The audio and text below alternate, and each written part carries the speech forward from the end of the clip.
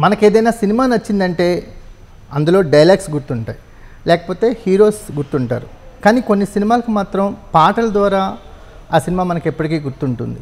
అలా ఒక పాట ద్వారా సినిమా గుర్తుంది అంటే దాని వెనక మన ఒక కొరియోగ్రాఫర్ కష్టం ఉంది, కొరియోగ్రాఫర్ ప్రతిభ ఉంది.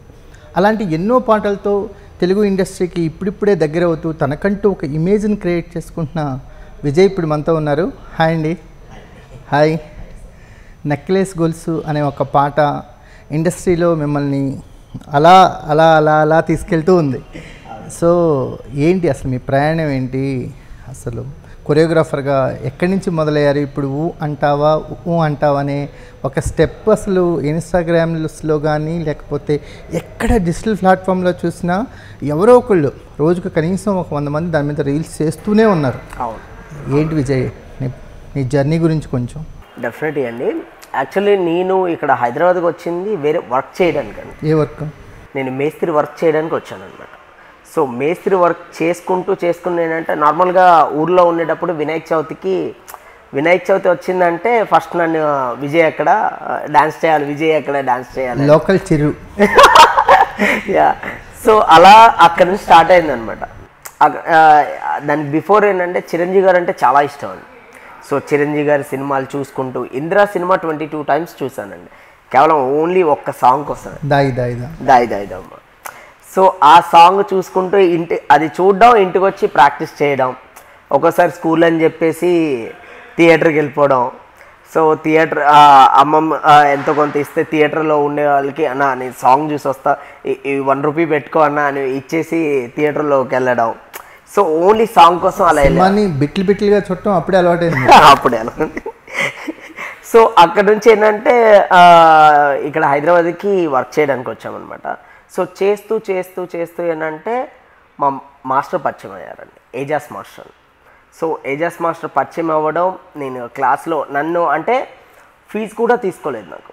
ఫస్ట్ ఏజాస్ మాస్టర్ ఏంటంటే నేను ఒకసారి మేడంని అడిగి చెప్తా విజయ్ అని చెప్పారు. సో స్వర్ణ మాస్టర్ ఏమి అబ్బాయిని చేర్చుకో అని చెప్పడం, అండ్ అలాగే మా ఏజస్ మాస్టర్ నా క్లాసెస్. స్వర్ణ మాస్టర్ గారు అంటే ఒక బ్రాండ్, దాదాపు కొన్ని 100 సినిమాలకి, ఎస్పెషల్లీ బాలకృష్ణ సినిమాలకి, బాలకృష్ణ గారి సినిమాలు అంటే స్వర్ణ మాస్టర్ డ్యాన్స్ చాలా ప్రత్యేకంగా ఉండేది. సో అలాంటిది మేడం ఏమి అలా సపోర్ట్ చేయడం, అక్కడ నుంచి క్లాసెస్ నేర్చుకున్నాం. ఒక 2-3 years క్లాసెస్ నేర్చుకుంటూ అక్కడే పిల్లలకి మాస్టర్ క్లాసెస్ స్టార్ట్ చేశాను. సో అలా చేసుకుంటూ ఏంటంటే కొన్ని టీవీ షోస్ చేశాను. జగడం చేసాం, ఛాలెంజ్ చేశాను, ఆట చేసాం, లాస్ట్లో డీలో కంటెస్టెంట్గా కూడా చేశాను. జర్నీ ఎలా ఉంది అంటే వినాయక చవితికి మీ ఊళ్ళో వచ్చిన ఒక చిన్న గుర్తింపు, ఇప్పుడు ఒక కొరియోగ్రాఫర్గా నీకు వచ్చిన గుర్తింపు, అంటే ఈ 2 గుర్తింపుల మధ్య ఒక చాలా స్టేజెస్ ఆఫ్ జర్నీ ఉంది కదా. సో ఈ జర్నీ గురించి ఎవరు మీకు సపోర్ట్ చేశారు ఈ జర్నీలో? మెయిన్ ఏంటంటే అండి సపోర్ట్ అంటే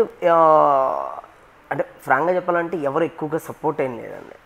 ఫస్ట్ నుంచి కూడా ఏంటంటే ఎక్కడికి వెళ్ళినా ఒక్కడనే వెళ్ళేవాడు.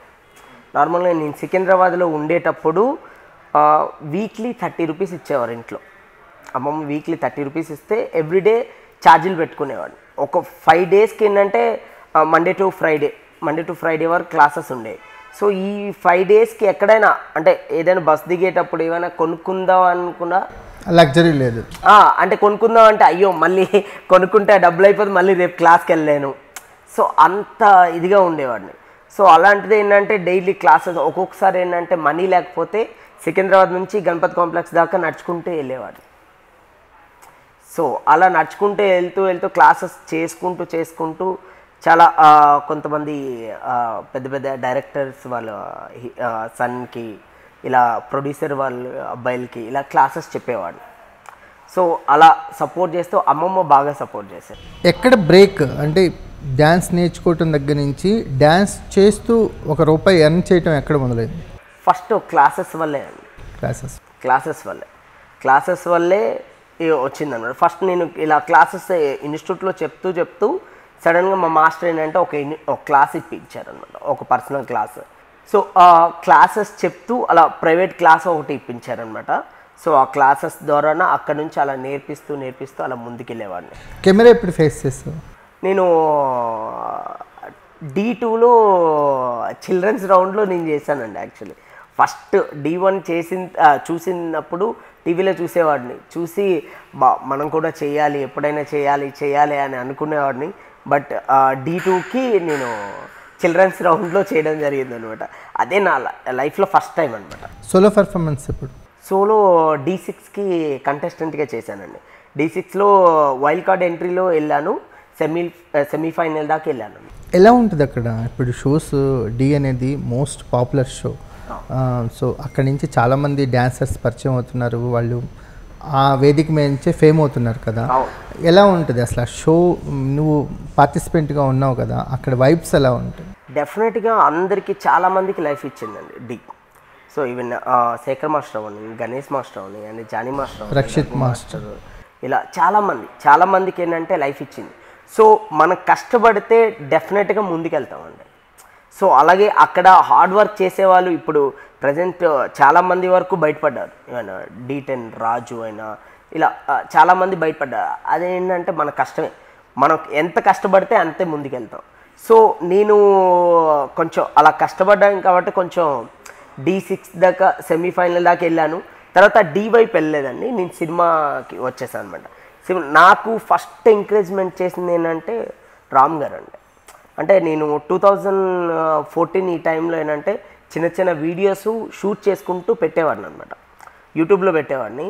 సడన్గా ఏంటంటే హీరో రామ్ అనే సార్ ఆయన వీడియో చూసి ఈ అబ్బాయి బాగా చేస్తున్నాడు, ఒకసారి పిలిపియండి అని చెప్పారు. సో పిలిపిస్తే వెళ్ళిన తర్వాత ఆయనేమి నీ కొరియోగ్రఫీ చాలా బాగుంది విజయ్, సో నాకు ఒక 3 సాంగ్స్ కొరియోగ్రాఫ్ చేసి చూపించు అంటే నేను చేసి చూపించడం జరిగింది అనమాట. అప్పుడు ఆయన ఏంటంటే చాలా బాగుంది, బాగా చేస్తున్నావు, కార్డు ఉందా అని అన్నాడు. కార్డు ఉంటుందా అని ఒక చిన్న డౌట్గా ఉండేది. అప్పటికి అసలు ఏం అవగాహన లేదు, అసలు ఏం ఐడియా లేదండి, ఓన్లీ డాన్స్ నేర్చుకుంటున్నాం అంతే. సో ఆ కార్డు అప్పటి నుంచి స్టార్ట్ అయిందనమాట. ఓకే, కార్డు తీసుకోవాలి, మాస్టర్ అవ్వాలి. సో ఆయన కూడా డెఫినెట్గా మనం కలిసి పనిచేద్దాం అని మాట ఇచ్చారు. త్వరలో వస్తుందని అనుకుంటున్నాను నేను.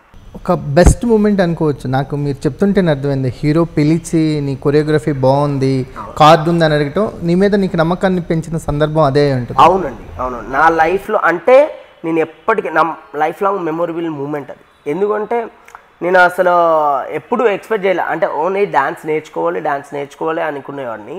కానీ అంత పెద్ద ఎనర్జెటిక్ స్టార్ ఆయన, అంత సూపర్ డాన్సరు, ఆయన పిలిచి నీ కొరియోగ్రఫీ బాగుంది, నాకు చేసి చూపించు అని అంటే నాకు అప్పుడు నమ్మకం కలిగింది. ఓకే, నేను కొరియోగ్రాఫర్గా అవ్వాలి, సో కొరియోగ్రాఫర్ అవ్వాలి, డాన్సర్గా కార్డు తీసుకోవాలి అని ఫిక్స్ అయ్యాను.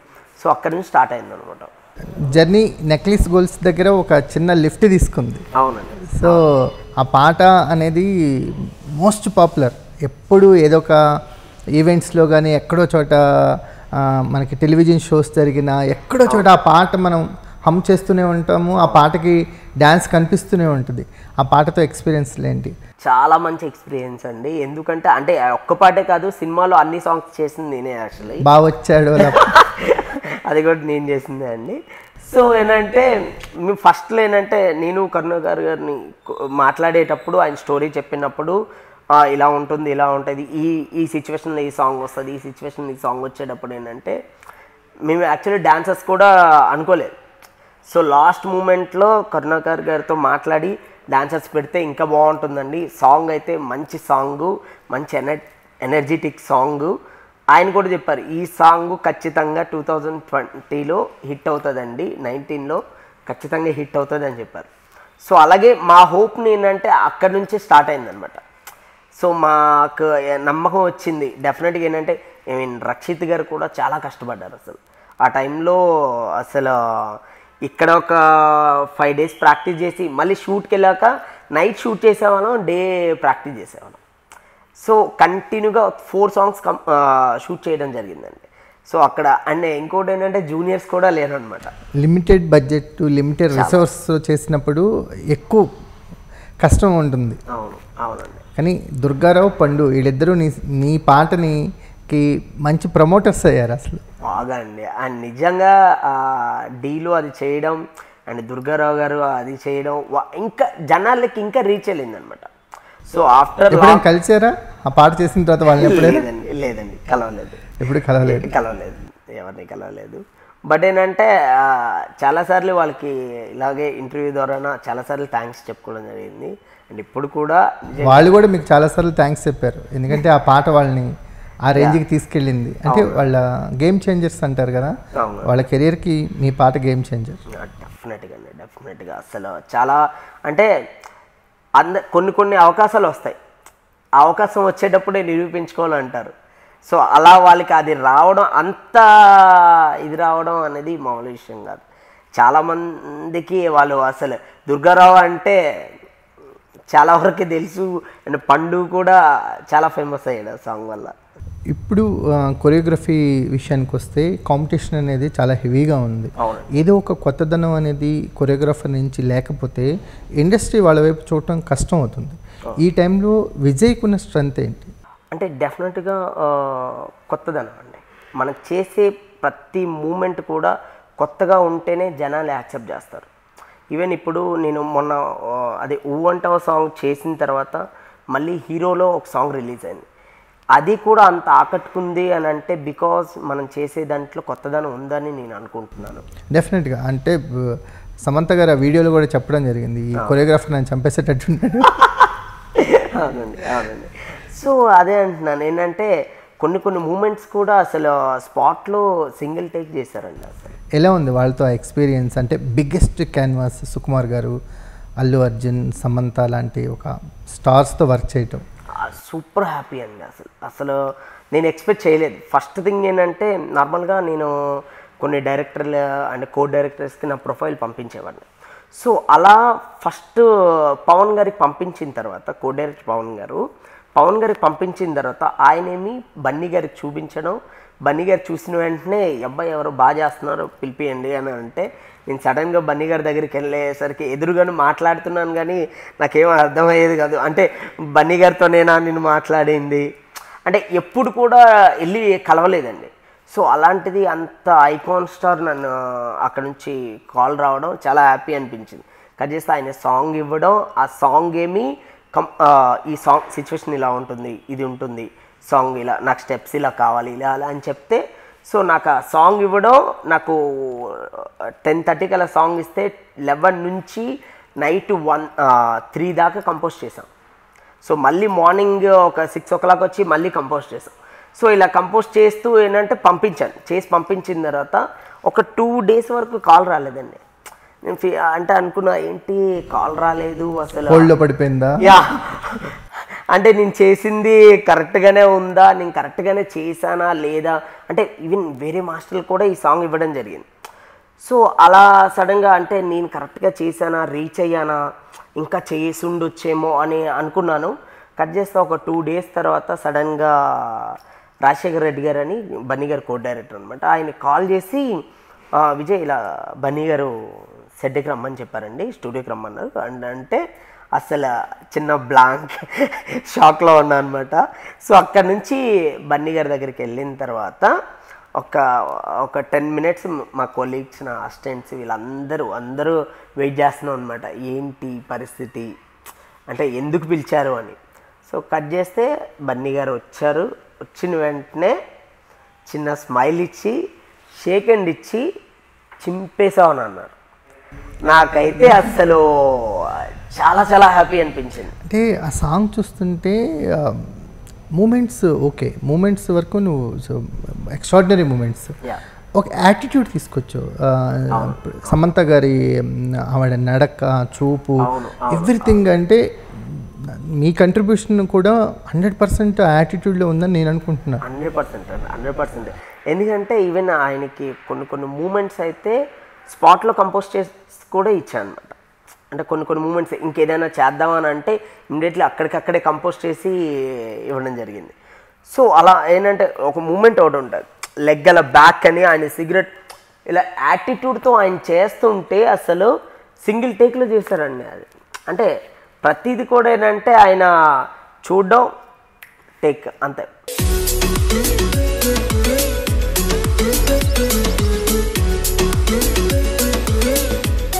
అంటే ఓవర్సీస్కి మన ఇండియాలో రిలీజ్ అయిన పుష్పకి ఒక స్టెప్ ఏదో అక్కడ ఏదో ఎక్స్క్లూజివ్ స్టెప్ ఉంది, ఇక్కడ ఏదో లేదనేది ఒకటి నడుస్తుంది. ఏంటి యాక్చువల్ ఏంటంటే అక్కడ ఏంటంటే కచ్చిప్ మూమెంట్ ఒకటి ఉంటుందండి. సో సమంత గారు దగ్గర రావడం, ఆయన టక్కన అలా హెడ్ టర్న్ చేయడం, ఆ కచ్చిప్ ఆవిడ తీసుకోవడం. సో ఈ స్టెప్ ఏంటంటే అక్కడ ఉంది, ఇక్కడ ఏంటంటే ఈ పైన కూర్చునే మూమెంట్ ఉంటుంది అనమాట. యా, సో ఏంటంటే బట్ ఫైనల్గా వీడియో సాంగ్లో అయితే మొత్తం ఇచ్చేసారు. అసలు నేను షాక్ అయ్యా. అంటే నాకు ఏమైనా సినిమా చూసినప్పుడు చాలామంది కొంతమంది వీడియోస్ పంపించినప్పుడు కొంతమంది కచ్చిప్ స్టెప్ పంపిస్తున్నారు, కొంతమంది పంపిస్తున్నారు, అదే నడుము మీద కూర్చున్న స్టెప్. అది ప్రతి ఒక్కరు మేము నా అసిస్టెంట్ నేను ఏంట్రా అసలు ఈ సాంగ్లో అయితే ఇక్కడేమో ఇలా ఉంది, అక్కడేమో అలా చూపిస్తున్నారు, అసలు రెండు దగ్గరలో ఒకటే ఎలా వస్తుంది, అసలు చాలా కన్ఫ్యూజ్ అయ్యామన్నమాట.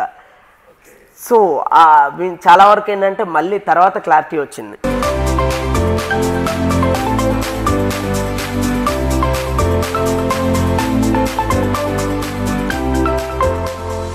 యూట్యూబ్ని షేక్ చేసిన సాంగ్ విజయ్ ఇది. అంటే ఇప్పుడు ఊ అంటావా అనే పాట ఇప్పటికీ అంటే ఈ సినిమా రిలీజ్ అయింది, సూపర్ డూపర్ హిట్ అయింది, అమెజాన్ ప్రైమ్లో స్ట్రీమింగ్ అవుతుంది, అయినా కూడా ఎక్కడ చూసినా ఈ పాట తాలూకు వైబ్రేషన్స్ రోజు కనిపిస్తూనే ఉన్నాయి. ఏంటి నీ టేక్ ఏంటి, ఎలాంటి మూడ్లో ఉన్నావు ఇప్పుడు నువ్వు? ఫస్ట్ థింగ్ ఏంటంటే చాలా హ్యాపీగా ఉందండి. సెకండ్ థింగ్ ఏంటంటే దీన్ని ఎలా నిలబెట్టుకోవాలనేది ఆలోచిస్తున్నాను. అంత అంటే ఇంకా ఆపర్చునిటీ, అవకాశం అనేది చాలా ముఖ్యం. ఎంత టాలెంట్ అనేది ఎంత ముఖ్యమో అవకాశం రావటం అనేది ముఖ్యం. ఈ రెండు ఒక చోటుకు వచ్చినప్పుడు నువ్వు దాన్ని నిలబెట్టుకున్నావు, దానికి రిజల్టే ఊ అంటావా పాట. ఎగ్జాక్ట్లీగా అంటే ఒక కొరియోగ్రాఫర్కి బిగ్గెస్ట్ మూమెంట్ ఇదే. అంటే కెరియర్లో ఎవరైనా సరే ఒక స్టెప్ ముందుకు తీసుకోవాలని ట్రై చేస్తున్నప్పుడు ఇలాంటి సాంగ్ ఒకటి పడితే కొంచెం బేస్మెంట్ పడిపోయినట్టే. 100%.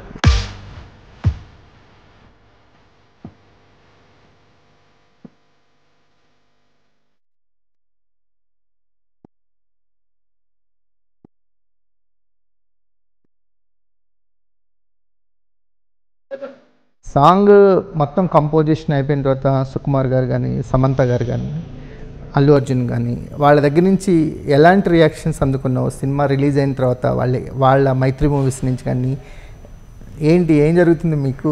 ఈవెన్ మొన్న రీసెంట్గా సక్సెస్ పార్టీ జరిగినప్పుడు అండ్ సుక్కు సార్ కూడా చెప్పారనమాట, చాలా బాగా చేశాను, చాలా బాగుంది అసలు, కానీ మీ సాంగ్ కొంచెం కట్ చేసేసాము అబ్బాయి అని అన్నారనమాట.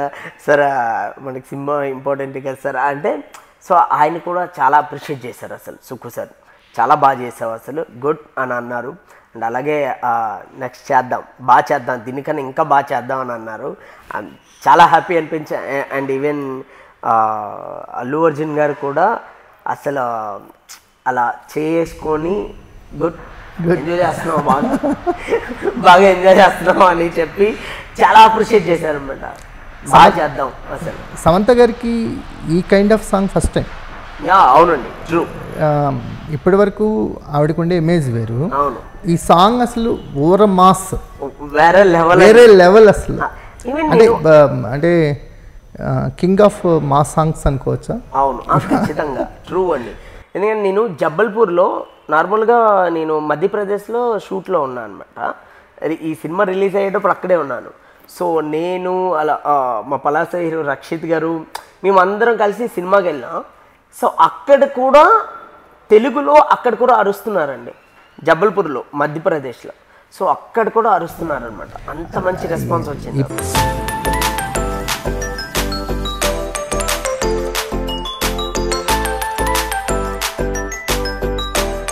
ఈ పాట ఆల్ లాంగ్వేజెస్లో సూపర్ డూపర్ హిట్. ఈవెన్ మొన్న ఇక్కడ నేను ఒక ఆర్టికల్ చదివాను, నేపాల్లో అరుస్తున్నారంటే ఈ పాట పేరు.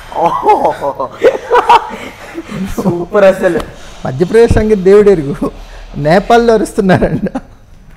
సో అసలు మెయిన్గా అండ్ నిజంగా అండ్ బన్నీ సార్కి అండ్ సుక్కు సార్కి నిజంగా థ్యాంక్ యూ సో మచ్ అండి. ఎందుకంటే అంటే నన్ను నమ్మి ఆ సాంగ్ ఇవ్వడం అంటే సమంత గారిది అంటే అది మామూలు విషయం కాదు. అలాంటి సాంగ్ ఇవ్వడం అండ్ దేవిశ్రీ ప్రసాద్ గారు ఆయన మ్యూజిక్తో అందరినీ ప్రతి సాంగ్ అసలు బ్లాక్ బస్టర్ సాంగ్, అసలు అన్ని సాంగ్లు కూడా సూపర్. ఏంటి నెక్స్ట్ ఏ సాంగ్స్ నీ నుంచి రాబోతున్నాయి? హీరో 15th రిలీజ్ అవుతుంది కదా? ఎస్ అండి, 15th హీరో రిలీజ్ అవుతుంది. అది కూడా చాలా మంచి రెస్పాన్స్ వచ్చింది. అసలు కొత్త హీరో కదా, నీకు ఏమన్నా కొంచెం ఏంటి ఆ హీరో డ్యాన్స్ చేస్తాడా లేదా? ఇప్పుడు అల్లు అర్జున్ గారితో సాంగ్ అనేసరికి ఒక ఐడియా ఉంటుంది, ఆయన ఎంత సూపర్ డాన్సరో తెలుసు. ఇప్పుడు కొత్త హీరోతో వర్క్ చేసేటప్పుడు వాళ్ళ ప్రిపరేషన్ ఎలా ఉంటుంది మీకు? లేదండి, యాక్చువల్లీ అశోక్ గారితో ఏంటంటే వర్క్ చేసినప్పుడు అశోక్ గారు ఫస్ట్ నుంచి నాకు 3 yearsగా తెలుసు అనమాట. ఓకే, ట్రావెల్ ఉంది అండ్ నేనే యాక్చువల్లీ ట్రైనర్ అనమాట అశోక్. ఓకే. ఇప్పుడు ఆయన డాన్స్ బాగున్నా లేకపోయినా అది మీ బాధ్యత. ఎగ్జాక్ట్లీ ఇదే. అశోక్ కూడా ఏంటంటే యాక్చువల్లీ ఈ స్టెప్ ఉంటుందండి సాంగ్లో.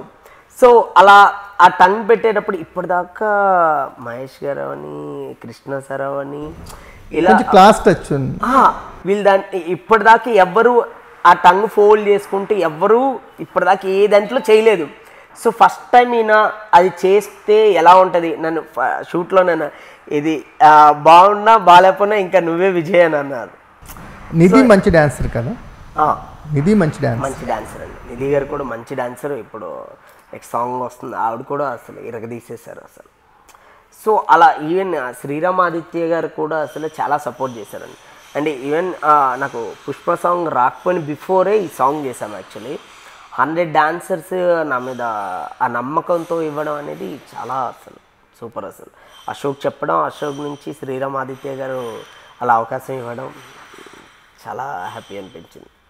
శ్రీరామ్ ఆదిత్య గారికి నిజంగా thank you so much sir. Dance ఒక పాట విన్న తర్వాత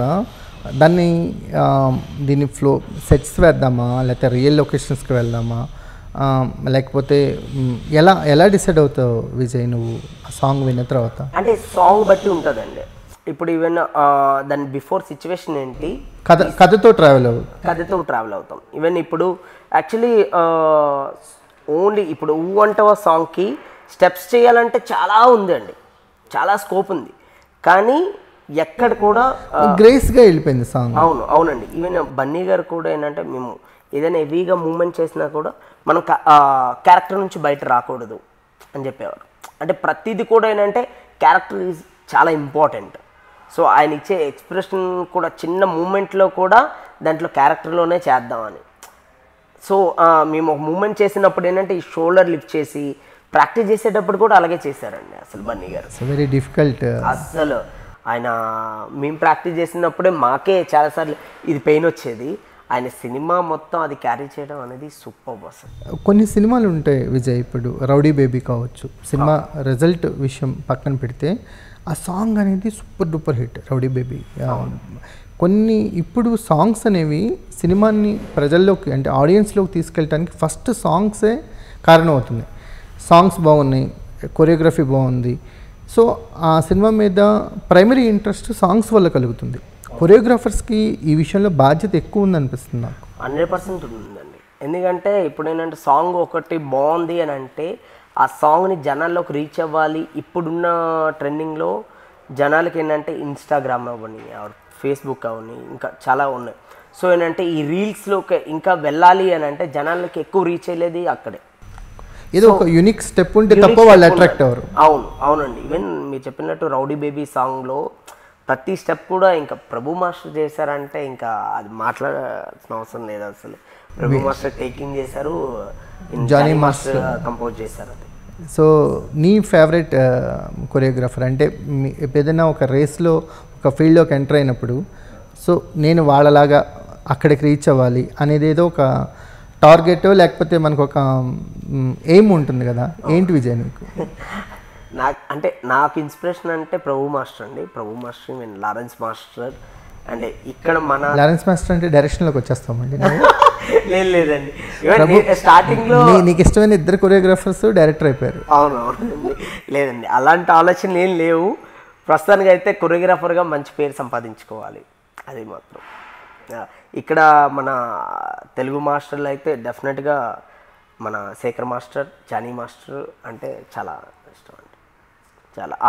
చాలా ఇన్స్పిరేషన్ కూడా వాళ్ళు కూడా. ఒక పుష్పతో ఒక మనకి డ్యాన్సెస్లో తెలుగులో ఉన్న సూపర్ హీరోస్లో డాన్సెస్ అంటే మనకి అల్లు అర్జున్ గారు కావచ్చు, జూనియర్ ఎన్టీఆర్ కావచ్చు, రామ్ చరణ్ గారు, వీళ్ళు ముగ్గురు పేర్లు తీస్తాం ఇప్పుడు. సో మిగతా హీరోస్ డాన్స్ చేస్తున్న ఫస్ట్ రోలో వీళ్ళు ముగ్గురు గుర్తొస్తారు. ఒక స్టార్తో చేసేసావు. సో ఏంటి ఇంకా నెక్స్ట్ అయితే కంపల్సరీ చేయాలనుకుంటున్నాను. 100% ఆ అవకాశం వస్తుంది డెఫినెట్గా. అది వచ్చినప్పుడు ఇప్పుడు ఈ సాంగ్కి ఎంత ప్రూవ్ చేసుకున్నానో దానికన్నా డబల్ ప్రూవ్ చేసుకుందాం అనుకుంటున్నాను. Wish you all the success Vijay. And మీ సాంగ్స్, మీరు చేసిన కొరియోగ్రఫీ ఆ సాంగ్కి చాలా ప్లస్ అయినాయి. అట్ ద సేమ్ టైం ఆ సాంగ్ ఆడియన్స్లో ఎక్కువ కాలం గుర్తుండటానికి మీ కొరియోగ్రఫీ కూడా కారణమైంది. Wish you all the success. Thank you అండి. Thank you so much. Thank you.